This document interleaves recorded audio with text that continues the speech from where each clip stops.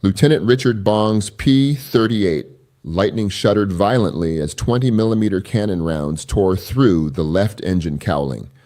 At 18,000 feet above the Solomon Islands, he was alone, his wingman already spiraling into the Pacific Ocean below, trailing black smoke. The August 1943 sun blazed through his canopy as he threw the twin-boomed fighter into another desperate banking turn. But the Japanese Zero behind him matched the maneuver effortlessly, closing the distance with predatory precision.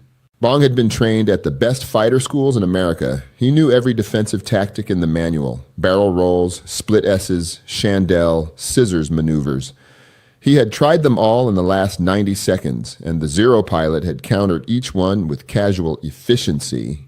Now the enemy fighter was less than 200 yards behind him, positioned perfectly in his vulnerable 6 o'clock, guns lined up for the killing shot that would send Bong to join his wingman in the ocean. His instrument panel was a chaos of warning lights, oil pressure dropping on the damaged engine, airspeed bleeding off as he fought to keep the nose up, altitude winding down as gravity and battle damage conspired against him. In perhaps 10 more seconds, the Zero's guns would finish what they'd started, and Richard Bong would become another statistic in the brutal arithmetic of Pacific air combat.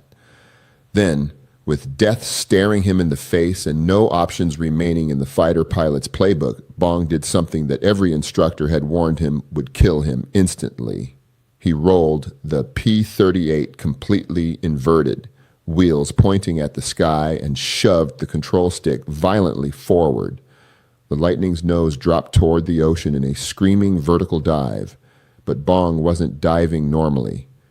He was plunging toward the Pacific upside down, with blood rushing into his skull so fast that his vision turned crimson and the instrument panel disappeared into a red blur.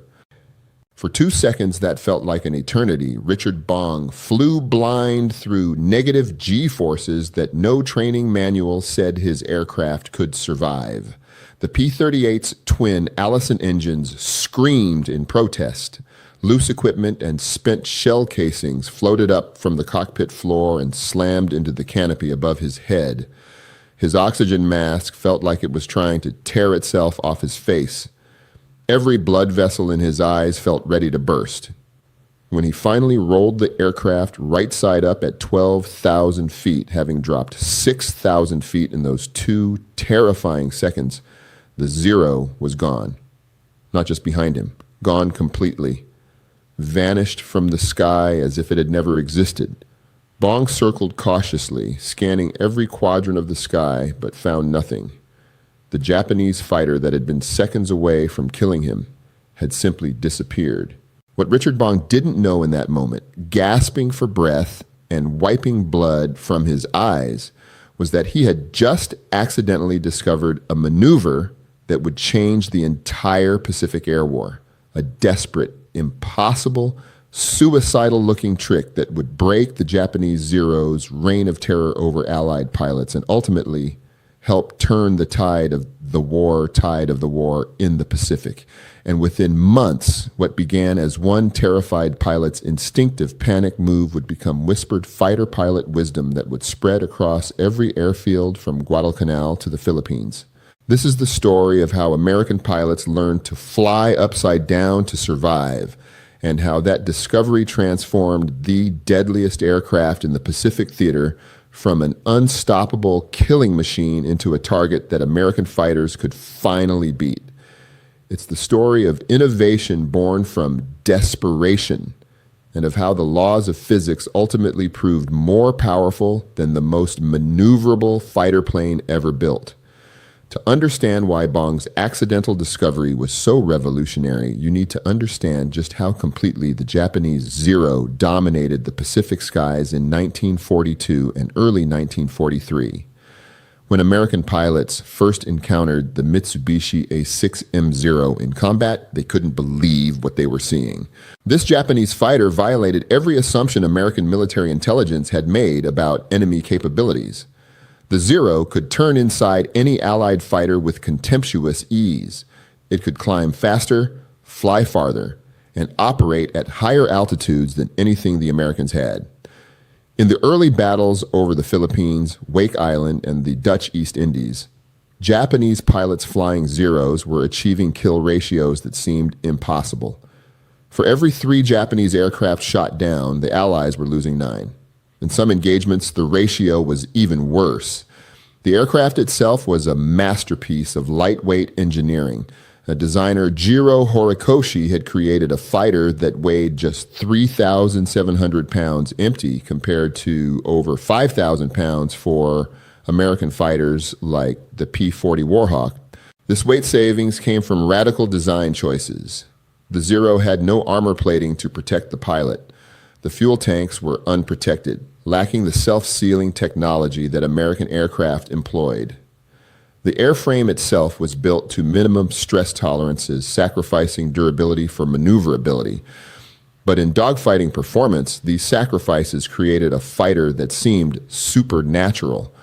The Zero could complete a 360-degree turn in just under 16 seconds at combat speeds. An American P-40 required 23 seconds for the same maneuver. When 2 fighters merge in combat, 7 seconds might as well be an eternity.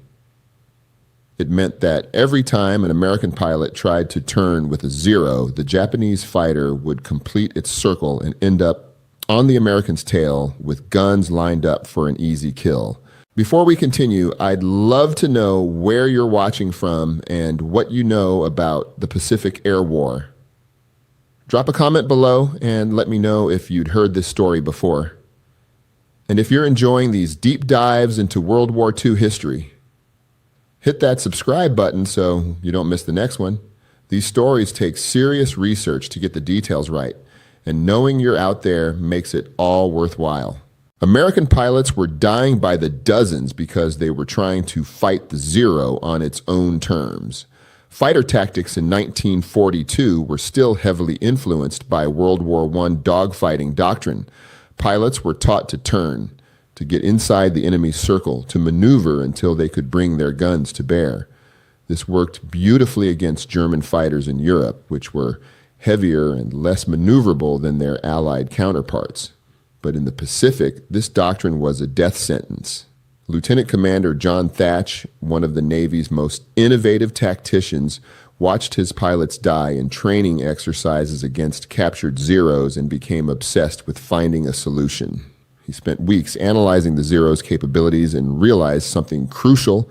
Yes, the Zero could turn better than anything America had. Yes, it could climb faster, but the Zero's lightweight construction created vulnerabilities that could be exploited if American pilots stopped trying to turn with it. American fighters had advantages the Zero couldn't match. The P-38 Lightning, P-47 Thunderbolt, and F-4U Corsair all had more powerful engines that gave them superior speed in level flight and especially in dives. They had rugged construction that could survive battle damage that would tear a Zero apart. Their fuel systems were designed to tolerate violent maneuvering without starving the engines of fuel. And crucially, their pilots were protected by armor plating and reinforced cockpits. Thatch developed what became known as the Thach Weave, a defensive maneuver where 2 American fighters would fly in coordination, protecting each other from Japanese attacks. It worked, and it saved lives. But it required perfect coordination between wingmen, and it was fundamentally defensive. It could help American pilots survive, but it didn't give them a way to actually beat the Zero in combat. For that, they needed something else. Something that would come from desperation rather than tactical planning. The combat encounter that changed everything happened on April 7th, 1943, over the Russell Islands in the Solomons Chain. Major Thomas Lynch of the 39th Fighter Squadron, flying a P-38 Lightning, found himself in exactly the situation that had killed so many of his fellow pilots. 8 Japanese Zeros had bounced his flight from above, and in the chaos of the initial merge, Lynch became separated from his wingmen. Now he was alone at 20,000 feet with multiple enemy fighters trying to maneuver onto his tail. Lynch was an experienced pilot, a pre-war veteran who had flown almost daily since Pearl Harbor.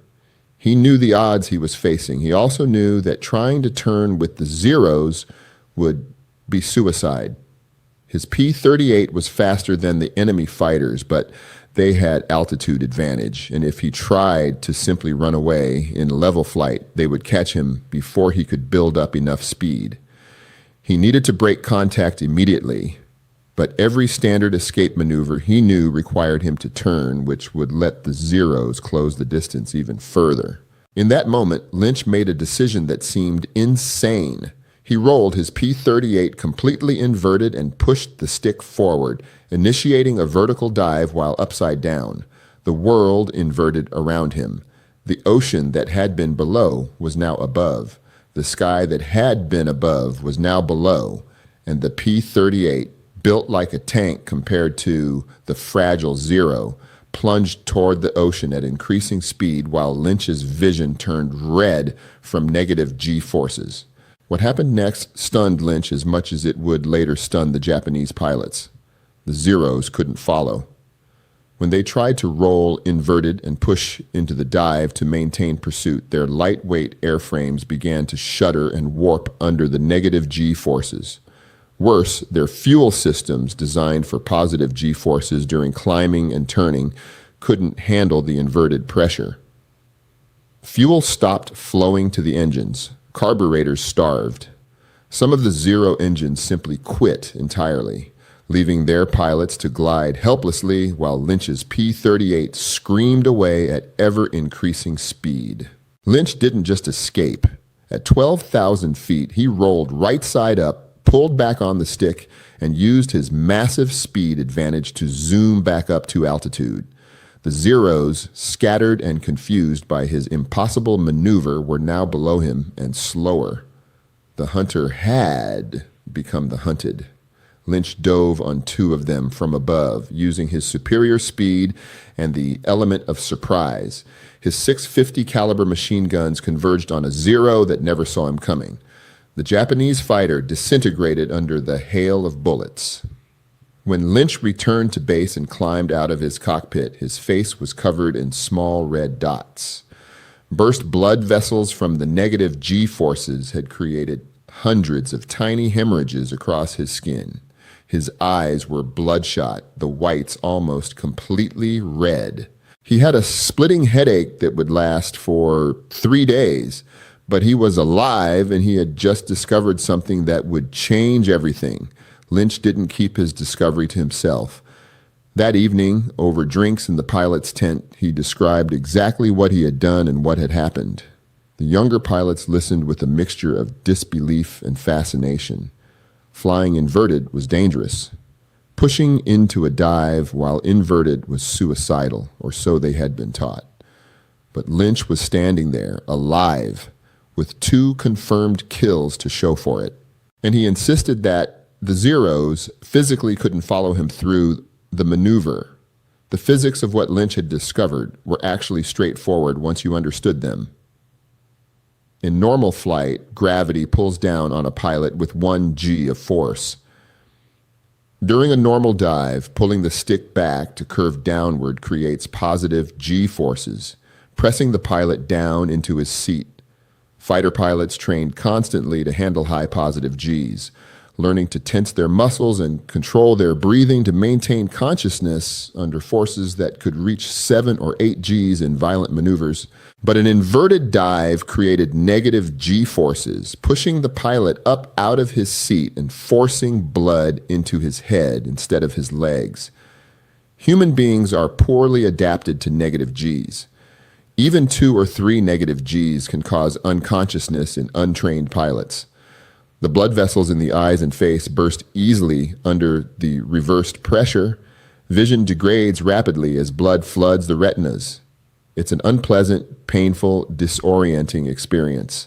But the critical discovery was that while human pilots could train themselves to tolerate brief periods of negative G-force, aircraft fuel systems couldn't adapt.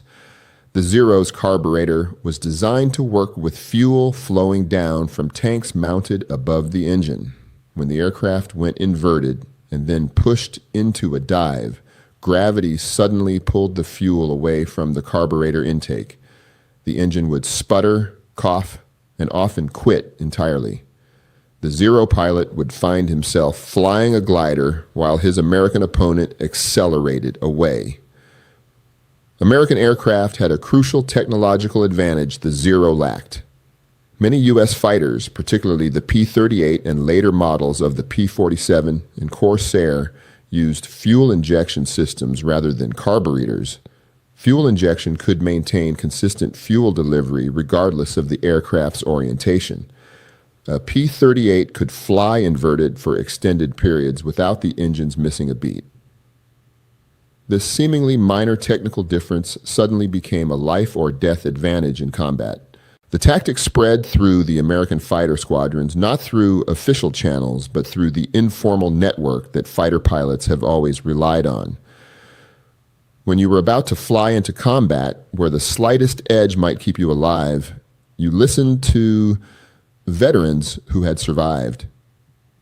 And the veterans were increasingly all telling the same story. If a Zero gets on your tail, don't turn. Roll inverted and dive. The Zero can't follow. Then use your speed to zoom back up and attack from advantage. Pilots started calling it different names. The split S when done from altitude. The inverted escape when used defensively. The negative G dive in formal debriefings. But informally, among themselves, pilots called it going upside down on them. And it became the first thing experienced pilots told rookies arriving fresh from stateside training. The official training manual still warned against inverted flight as dangerous and disorienting, but in the Pacific, it was becoming standard procedure. Captain Robert D. Haven of the 7th Fighter Squadron scored his first kill using the inverted dive in July 1943. A Zero had gotten behind him during a bomber escort mission near New Georgia. De Haven rolled inverted, pushed into the dive, and watched in his mirror as the Zero's engine quit trying to follow him.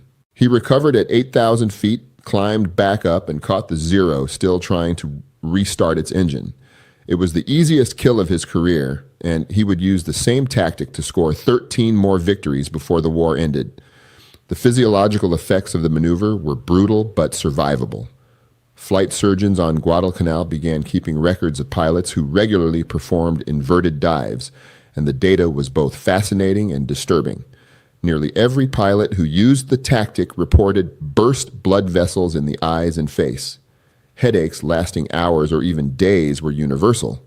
Some pilots experienced temporary vision problems. A few lost consciousness briefly during the most violent negative G encounters. But none of that mattered because the alternative was death. Pilots would joke darkly that they'd rather have a headache and red eyes than a posthumous medal. The flight surgeons documented the effects but made no attempt to discourage the tactic. They understood what the pilots understood. In air combat against the Zero, you needed every advantage you could find, and a few burst blood vessels were a cheap price to pay for survival. What made the inverted dive particularly devastating was that it completely reversed the tactical situation. Before this discovery, when a Zero got on an American fighter's tail, the American pilot was in serious trouble. His options were limited, his life expectancy measured in seconds, but once pilots mastered the inverted dive, suddenly, it was the Zero pilot who was in trouble. The American would roll, inverted, and dive. The Zero couldn't follow, and within seconds, the American was below with massive speed advantage. Then he would pull up in a zoom climb using his momentum to rocket back above the Zero, and now he was in the perfect attack position with the sun behind him. Japanese pilots were completely unprepared for this tactical revolution. Their training emphasized turning combat, exploiting the Zero's magnificent maneuverability to get inside an opponent's circle.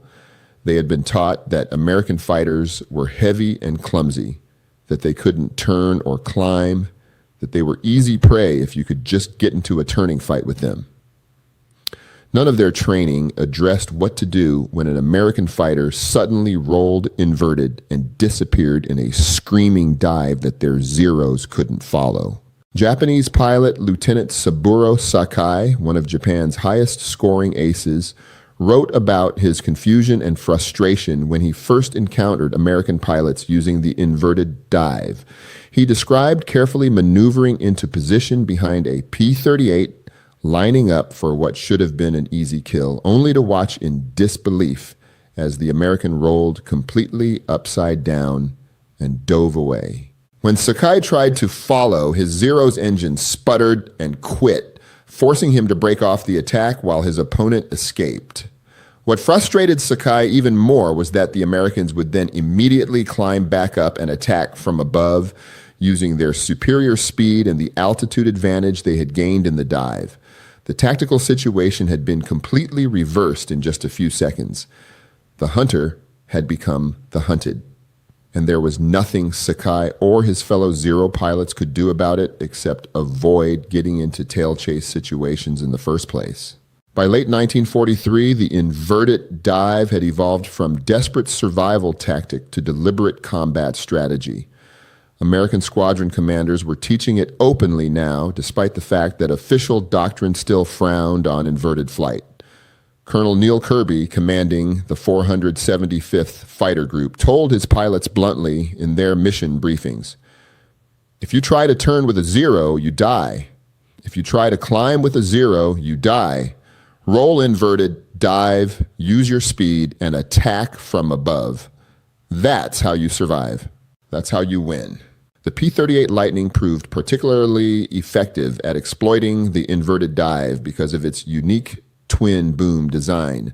The aircraft's distinctive shape made it instantly recognizable, and Japanese pilots learned to be wary when they saw the twin-boomed silhouette. P-38 pilots developed a reputation for aggressiveness and unpredictability. They would deliberately bait Zeros into tail chases, then use the inverted dive to escape and reverse the situation. It became a cat-and-mouse game, but now the Americans were increasingly the cats. Captain Thomas Maguire, who would eventually become the second highest scoring American ace of the war with 38 victories, used the inverted dive to devastating effect over the Philippines in 1944. In one engagement over Leyte Gulf, he deliberately slowed his P-38 to entice a Zero into attacking position. When the Japanese pilot took the bait and closed to firing range, Maguire rolled, inverted, and dove. The Zero pilot attempted to follow, and his aircraft literally came apart in mid-air under the negative G stress. The wings folded upward, the lightweight airframe collapsed, and the Zero tumbled into the ocean in pieces. Maguire hadn't even needed to fire his guns. The tactic worked with other American fighters too, though the technique required modifications for different aircraft. The F-4U Corsair, with its massive Pratt & Whitney R2800 engine, could perform inverted dives that were even more violent than the P-38s. Corsair pilots learned to roll inverted and simply let the aircraft's weight and power carry them down in screaming vertical dives that no Zero could hope to follow. Marine Corps pilots flying Corsairs from Henderson Field on Guadalcanal used the inverted dive to rack up impressive kill ratios against Japanese fighters that had previously seemed unbeatable. The P-47 Thunderbolt, nicknamed the Jug because of its barrel-shaped fuselage, was the heaviest of the American single-engine fighters. That weight was a disadvantage in turning combat, but it became a massive advantage in diving. P-47 pilots could roll inverted and dive so fast that they approached the speed of sound, reaching velocities where the aircraft's controls became sluggish and dangerous. But Japanese fighters couldn't come close to matching these speeds, and P-47 pilots exploited their weight advantage ruthlessly. By 1944, the tactical situation in the Pacific had completely reversed. Kill ratios that had once favored the Japanese were now running heavily in favor of the Americans. For every American fighter shot down, the U.S. was destroying 3, 4, sometimes 5 Japanese aircraft. The Zero, which had once ruled the Pacific skies with impunity, was now increasingly a liability rather than an asset. Its lightweight and lack of protection, which had made it so maneuverable, also made it fragile and vulnerable to American tactics that exploited its weaknesses. Japan desperately tried to counter the American tactical evolution. Engineers developed new fighters like the J-2M Raiden and the Kai-84 Hayate, with more powerful engines and better high-speed handling. But these aircraft arrived too late and in too few numbers to make a difference.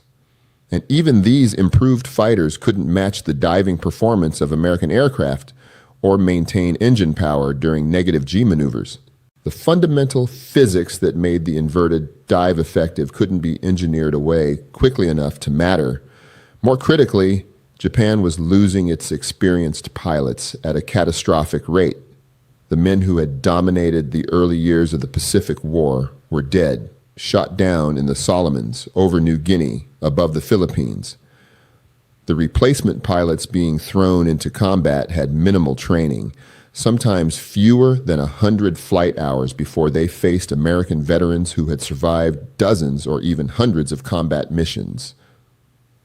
These inexperienced Japanese pilots stood no chance against Americans who knew how to exploit every advantage their aircraft offered. Richard Bong, the pilot whose desperate accident in August 1943 had started it all, went on to become America's highest-scoring ace with 40 confirmed victories. He refined the inverted dive into an art form, often deliberately baiting Japanese fighters into attacking positions just so he could demonstrate the maneuver. Other pilots would watch his gun camera footage in amazement as he calmly rolled inverted, dove away from pursuing Zeros, then climbed back up and destroyed his confused opponents from above. The tactic's effectiveness wasn't limited to fighter versus fighter combat. American bomber pilots adopted modified versions of the inverted dive to escape Japanese fighters that attacked their formations. While a fully loaded bomber couldn't perform the violent negative G maneuvers that fighters could, bomber pilots learned that rolling partially inverted and diving could still break lock from pursuing Zeros long enough for defensive gunners to get clear shots. Dozens of bomber crews credited this tactic with saving their lives when Japanese fighters tried to press home attacks. The psychological impact of the inverted dive on Japanese pilots was perhaps as important as its tactical effectiveness. Fighter combat is as much about confidence and morale as it is about technology and tactics. In early 1943, Japanese pilots had been supremely confident, secure in the knowledge that their Zeros could outturn and outclimb anything the Americans had. By late 1943, that confidence was shattered. Japanese pilots knew that if they committed to attacking an American fighter, there was a good chance their opponent would simply roll inverted and escape, then return from above with all the advantages. The psychological edge had shifted entirely to the Americans. The inverted dive's influence extended far beyond World War II. After the war, fighter tactics instructors analyzed what had worked in the Pacific and incorporated those lessons into training doctrine. The split S maneuver, essentially a formalized version of the inverted dive, became a standard part of fighter pilot training. Pilots flying jets in Korea used variations of the tactic against MiG-15. In Vietnam, American pilots facing agile Soviet-built fighters rediscovered that diving away from turning combat and using speed and altitude to dictate engagement terms was still the key to survival and victory. The Navy's Fighter Weapons School, better known as Top Gun, was established in 1969 specifically to teach American pilots how to fight outnumbered against agile opponents. The curriculum emphasized many of the same principles that pilots had discovered fighting Zeros in the Pacific. Use your aircraft's strengths. Avoid fighting on your opponent's terms. Exploit speed and energy rather than trying to outturn more maneuverable fighters. The lessons learned over the Solomon Islands in 1943 were still being taught to F-14 and F-18 pilots decades later.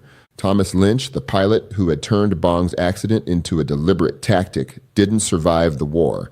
He was shot down and killed over the Philippines in March 1944, not in air-to-air combat, but by anti-aircraft fire while strafing Japanese positions at low altitude.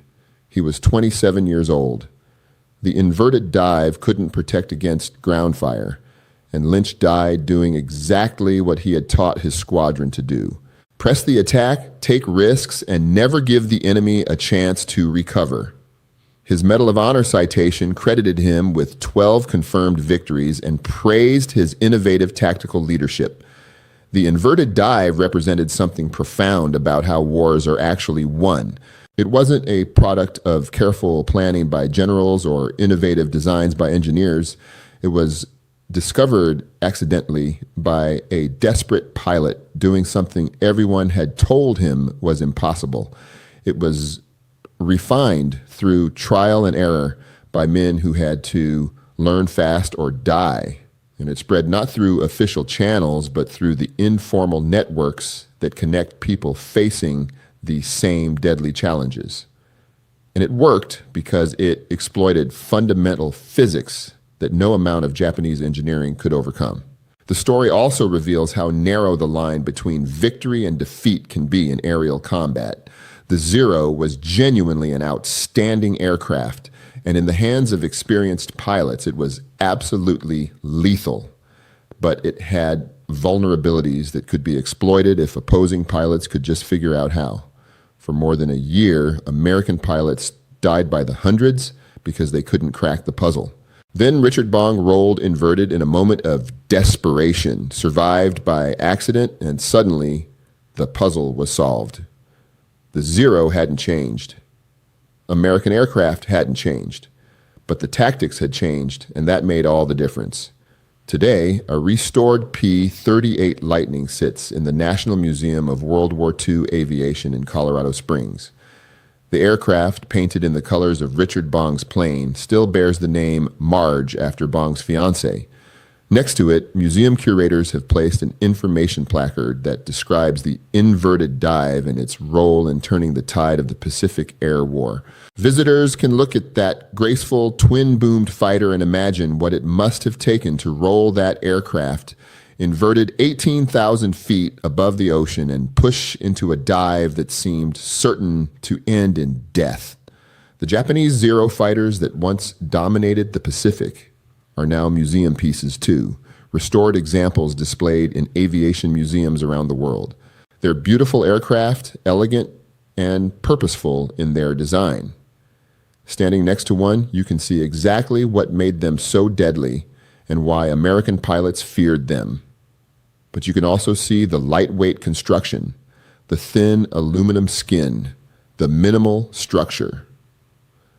Looking at a Zero with the knowledge of history, you can understand why this magnificent fighter couldn't follow American planes through the inverted dive that broke its dominance. The lesson of the inverted dive extends beyond aviation history into every field where innovation matters. Sometimes the solution to an impossible problem comes not from better equipment or more resources, but from someone desperate enough to try something everyone says won't work. Richard Bong wasn't supposed to survive that August day in 1943. He did something that violated every rule and every procedure, but he survived, and in surviving, he handed American pilots the key to defeating an enemy that had seemed unbeatable.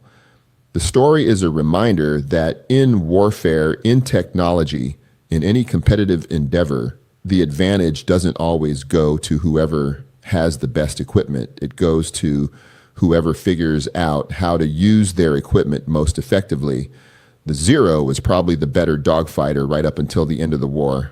But American pilots learned not to dogfight. They learned to roll inverted, dive away, and use physics as their ally. They learned to fight on their terms rather than the enemy's terms. That lesson, born in desperation over the Solomon Islands, remains relevant in any conflict where opponents are evenly matched. Richard Bong survived the Pacific War with more aerial victories than any other American pilot, but he didn't survive the peace.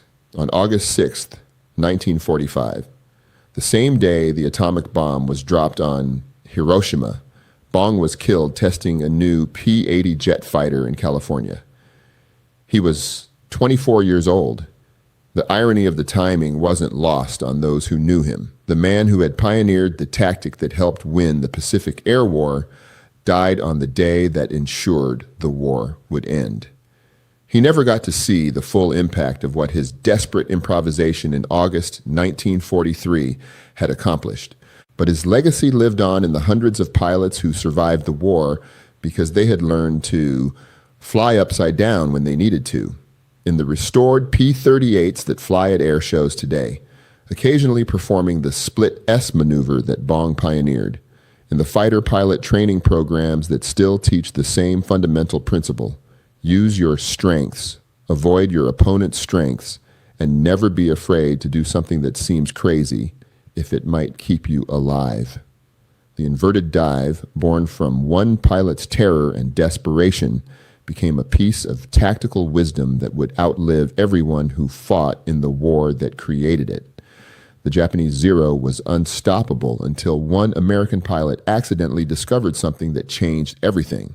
That discovery wasn't a new weapon or a better aircraft. It was simply the willingness to fly upside down when every instinct and every training manual said it would kill you. Sometimes that's all it takes to turn the tide of history. One person desperate enough to try the impossible and lucky enough to survive it.